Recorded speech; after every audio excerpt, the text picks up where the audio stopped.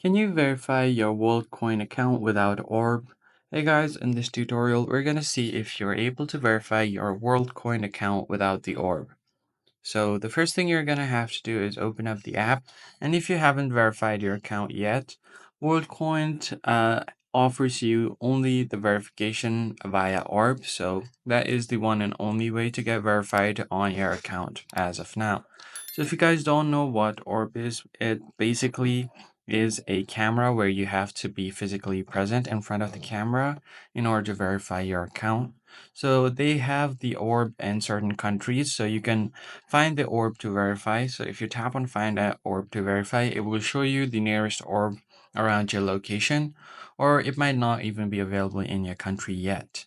So if you want to skip this process for now, you can use your Worldcoin app without verifying, but in order to verify your account, you are going to have to verify your biometrics.